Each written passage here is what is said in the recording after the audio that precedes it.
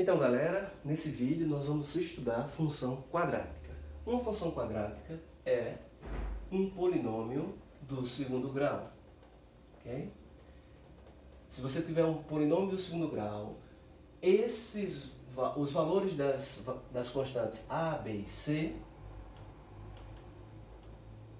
pertencem ao conjunto dos números reais, e uma coisa que você tem que prestar atenção é que o valor de a não pode ser zero, porque se a for zero, esse termo desaparece e você fica com uma função afim. Então, função quadrática não pode deixar de aparecer o termo de x ao quadrado. Quando formos fazer o gráfico da função, nós temos que prestar atenção em três coisas. Primeiro, é uma parábola com concavidade definida pelo valor de a.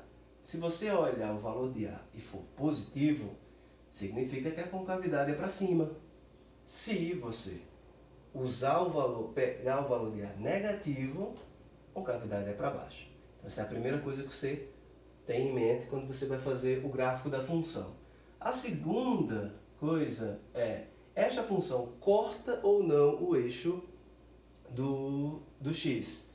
Para saber isso, a gente calcula as raízes ou os zeros da função através do delta.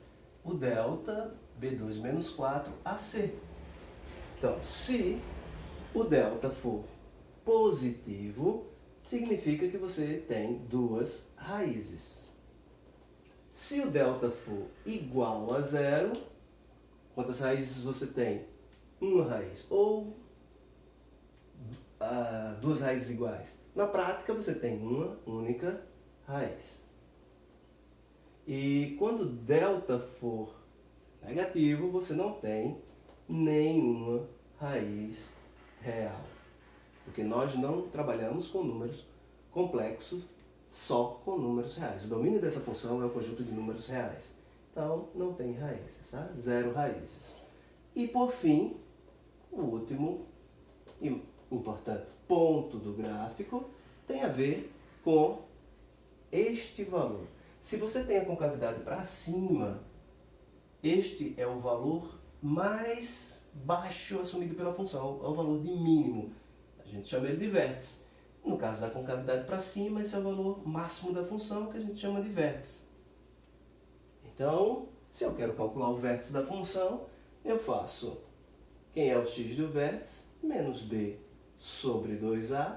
Quem é o y do vértice é menos delta sobre 4a.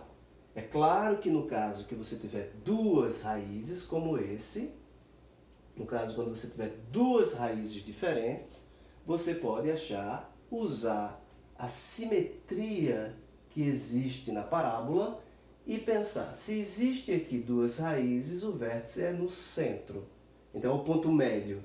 Então, você pode achar que o x do vértice são as raízes somadas dividido por 2. E depois você não precisa usar isso. Você pode, uma vez que você achou o x do vértice, você pode achar o y do vértice apenas substituindo o x do vértice na função. Então, você tem duas alternativas para achar o vértice.